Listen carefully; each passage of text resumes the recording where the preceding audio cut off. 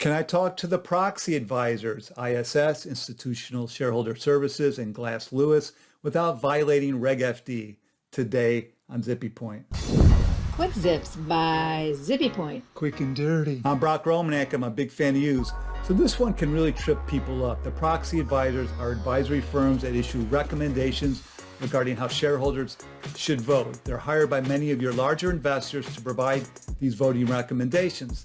They're one of the few people that will actually read your proxy. They'll sometimes meet with people at your company at the company's request or maybe otherwise to talk over some issues that could seem problematic for the company when it comes to how the proxy advisors will analyze what's on your agenda for the upcoming annual meeting, what you're about to be doing at your annual meeting. At these meetings between the proxy advisors and people at your company, the proxy advisors might ask questions that elicit information that might not yet be publicly disclosed. Perhaps how the board evaluation process works at your company, changes that have recently been made to the board evaluation process.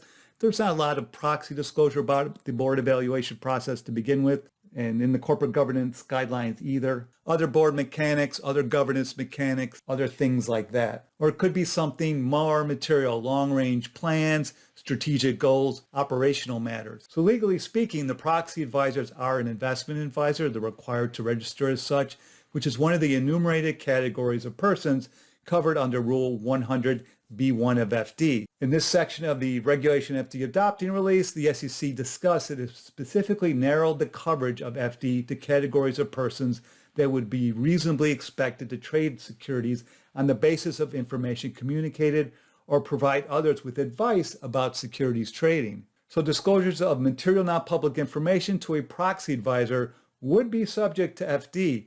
However, to the extent information disclosed is material, is that information material that you just gave to the proxy advisors? That's the key question. Stuff you told them about board mechanics, probably not too material. Long-range goals and strategic direction, perhaps material. So you would disclose that kind of thing to a proxy advisor on a confidential basis. You would ask the proxy advisor to expressly agree to maintain that disclosed information in confidence, thus falling within the exclusion set forth in Rule 100B to Rule number 2 of Regulation FD. Oral agreements satisfy this exclusion, as well as agreements obtained after the fact, after the disclosure is made, but before the recipient discloses or trades on the basis of this information. So this kind of thing happens all the time, where you're asking the person that works at Glass Lewis or ISS to keep this information confidential because it's not publicly known yet. So learn more about common Reg FD situations that you might find yourself in by going to zippypoint.com or search YouTube with the hashtags of